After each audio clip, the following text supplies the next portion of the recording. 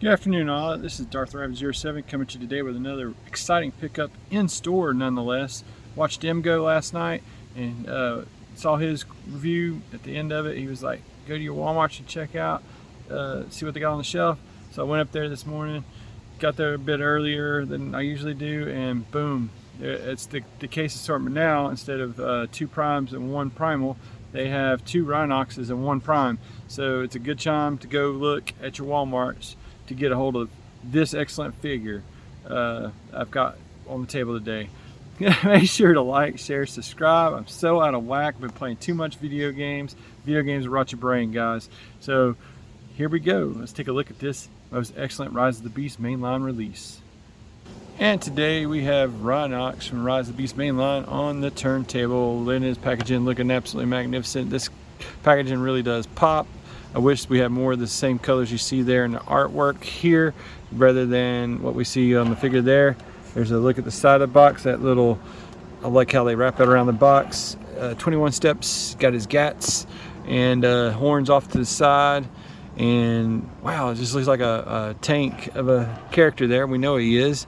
He's a Voyager class and roughly about $35 in retail. So just kind of watch out for that price, gouge thing there going on. But let's get him out of the box and see what all comes in that box. Real quick, this is what you should see inside the box: his horn and 2 gats and the bot mode. And if you look around on the back side, you have him confined to his cardboard prison. You get his instructions, and the language is in 26 warnings. Don't eat these small parts.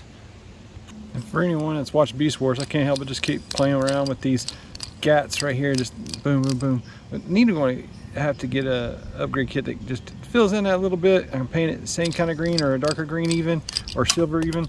But that is a lot of fun right there, guys. And on to the main attraction himself. This is a very highly detailed, really good articulated version of Rhinox. I really didn't think I would like this guy once I got it in hand, and it is continuing to impress me now. This is also that aesthetic that, oh, that's a little holy, but that's okay. It's a kid's toy. It's going to be holy. And anyway, get back to what I was saying is that you got some combat ports there and whatnot. I think you got some on the feet too, so you can do those other things if you want to do that kind of thing. But this is the mainline Rise of the Beast version of him, and it's impressive. It really has got me with all these little intricate details, like this Beast Machines aesthetic of it having the living bits and the robot stuff integrated just like it did in Beast Machines, but he never did have a Beast Machines form, so there's you a good look of what that would have looked like if he had done so. But while I was in there, he was a whole other entity there, and I don't want to spoil that for those that haven't saw that, but everybody that has seen it knows who this guy is and that, and it's a good watch, but it's not as good as Beast Wars. But so glad to see these beasts getting some big on-screen updates and whatnot, and this is actually a totally different mold than what we've had before. Looking really good with this articulation. Got all the way around there at the shoulders, kind of weird. It's got that kind of deal there. No upper bicep, but a swivel there at the elbow. You can go out that far straight, and you can go back in that way. And oh no, daggone. Because of transformation, he doesn't have any wrist swivel. So that's just most unfortunate. Primal had some, but I don't think that his fist actually transformed, so he could have the wrist swivel. And I just like to see to be a happy medium of here's a Voyager, has all this stuff, or even like the figures in general should have these articulation bits like the ankle tilt and that stuff. The legs should be able to bend a good deal. Even with all the kibble, it's got 90 degrees there, boom. It's got an upper thigh swivel, it's got the in and outs, or you spread stuff out like this.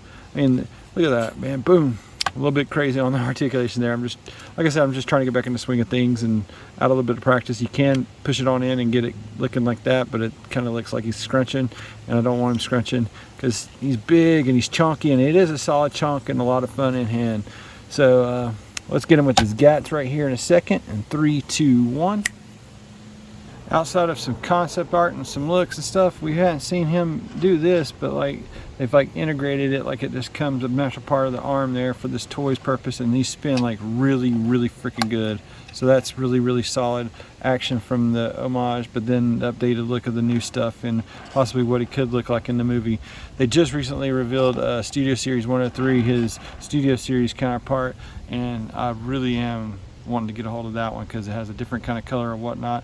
But I mean, for what you see here and what we got here, this is a really good mainline release, and can't wait to see, you know, if he does either have the hammer or the gats or both in the movie. Is it going to be a neat thing? I'm going to try to get a Toy Hacks label and pop it right there where I think it should go, or I might get some smaller ones that I do have and get them tagged in on his head just to kind of give that homage to the original Beast Wars stuff.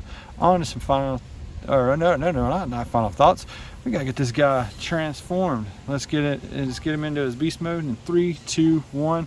And I will preface this: if third party is out there watching and stuff, and they do make some gap fillers or even better solutions here, I'm on board with doing a little bit of modding and getting a more solid instead of holy situation there. All right, get into beast mode. And there is Rhinox in beast mode, and guys, I gotta say, he is one solid chunk of a tank mode. I really do love the way he transforms down and it kind of does that Beast Machines look and aesthetic. I like how this is molded in to where it ain't gonna break and whatnot. It cleans up better, in my opinion, than the actual, even though it's just a big block back here, it cleans up better than that Kingdom Rhinox we got a couple years ago, and it's got me really stoked to watch this movie. I'm going to leave my horn on when I do the transformations. You can peg it into the sides. And speaking of pegging things into the sides, this is the only way you really can get any kind of weapon storage with these Gatling guns. And for what it is, I mean, you're not going to have that probably displayed on the shelf in beast mode like that. You're going to have him free of the gats, as they're definitely awesome for robot mode. So we'll leave those to the side there and just take a closer look at these details.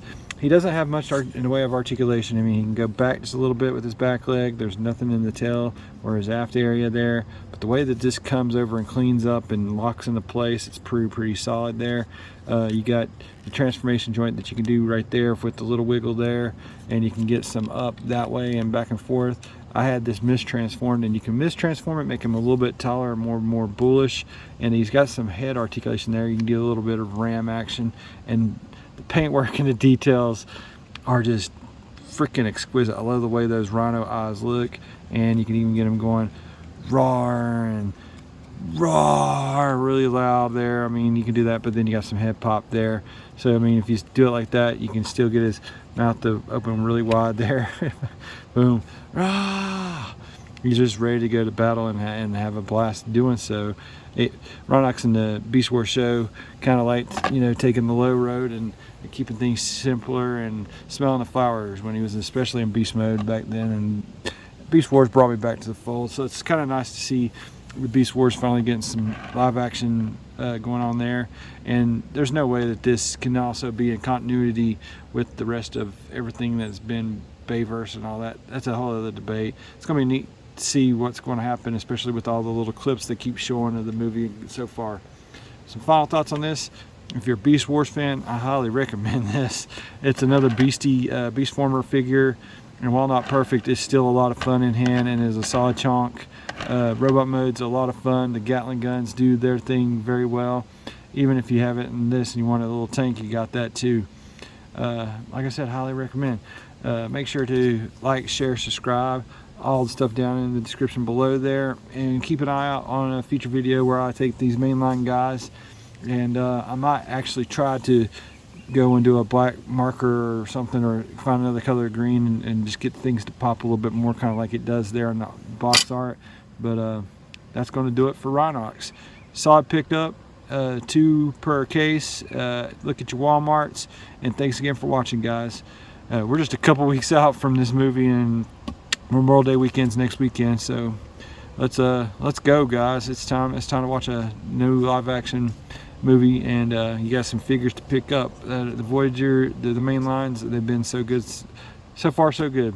Just got to get a hold of Air Razor now and complete out my maximal cast. Thanks again for watching. Have an excellent week out there, guys.